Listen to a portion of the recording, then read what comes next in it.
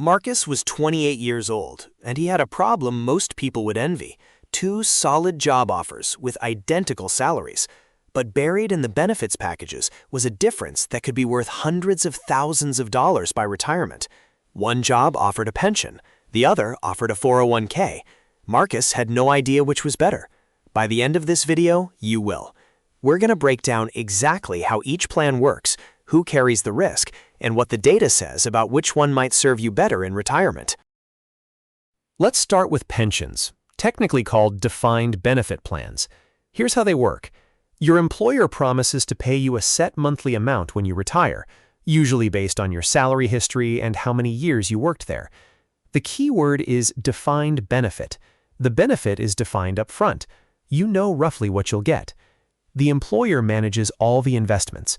If the market tanks, that's the employer's problem, not yours. Sounds great, right? Well, there's a catch. Pensions have nearly disappeared from the private sector.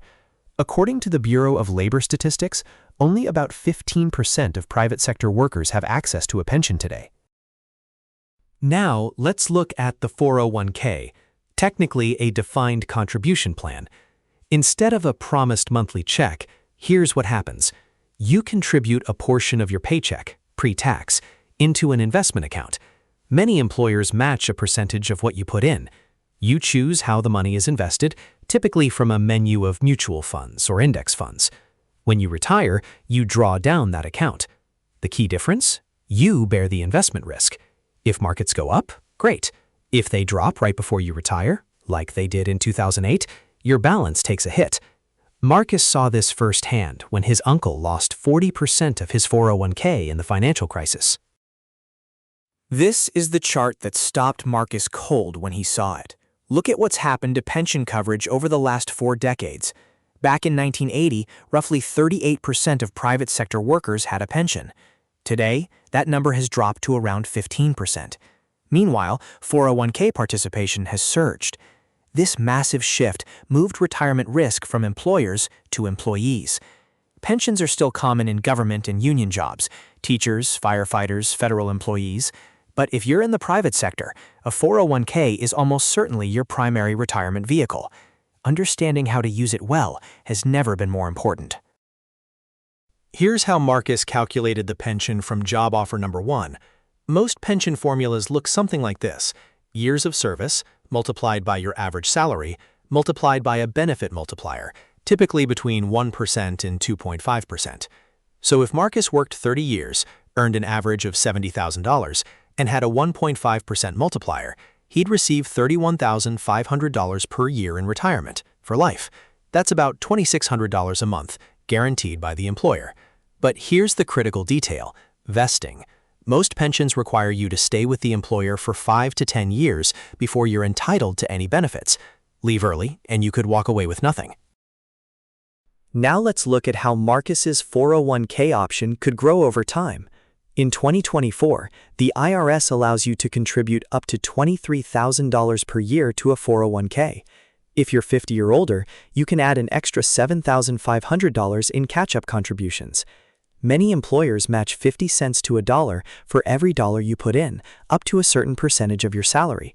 That employer match is additional compensation, effectively a pay raise you only get if you participate. Your money grows tax-deferred, meaning you don't pay taxes until you withdraw in retirement.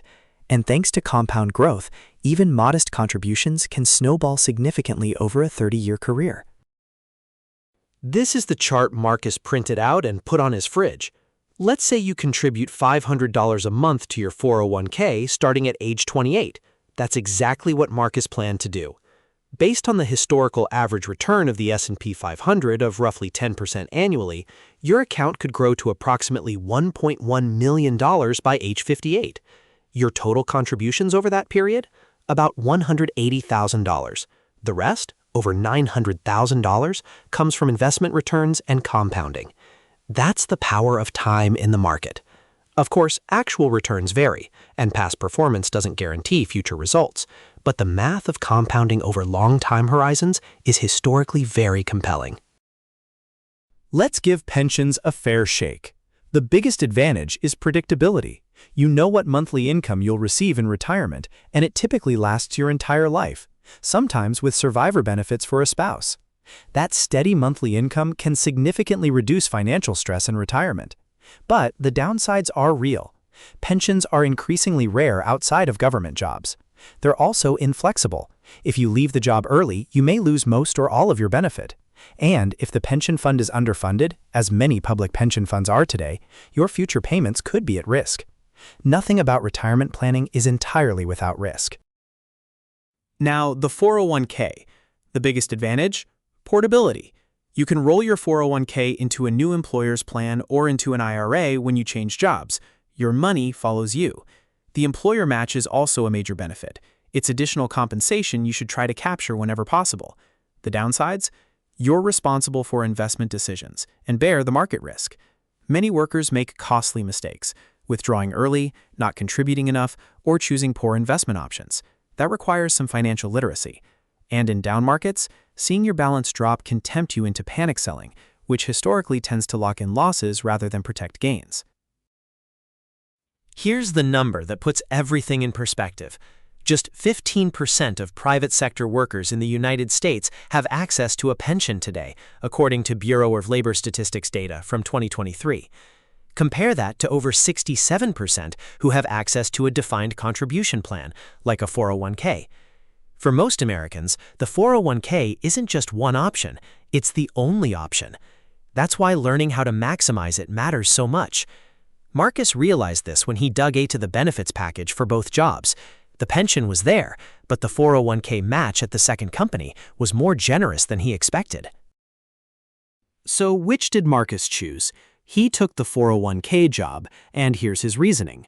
The pension job required 10 years of vesting, and Marcus wasn't confident he'd stay that long in a changing industry. The 401k job offered a 4% employer match, which he could capture immediately and take with him anywhere. For Marcus, flexibility mattered more than a promised monthly check that was 30 years away. That said, if you're in a government role, teaching, or a union job with a solid pension, that lifetime income can be incredibly valuable, especially paired with Social Security. The right answer depends on your job stability, career timeline, and risk tolerance. Marcus made his decision with confidence because he understood both options. Here's the recap. Pensions provide predictable lifetime income and shift investment risk to your employer, but they're rare in the private sector and penalize workers who leave early. A 401k puts you in control, moves with your career, and historically has the potential to grow significantly if you start early and invest consistently. 3 action steps you can take right now. 1. Find out if your employer offers a match and contribute at least enough to capture all of it. 2. Increase your contribution rate by just 1% this year. 3. Choose low-cost index funds inside your 401k to keep more of your returns. This is for educational purposes only, but the earlier you act, the more time your money has to grow. Everything in this video is for educational purposes only and does not constitute financial advice. Individual retirement situations vary widely. Please consult a licensed financial advisor before making decisions about your retirement plan. Past performance of any investment does not guarantee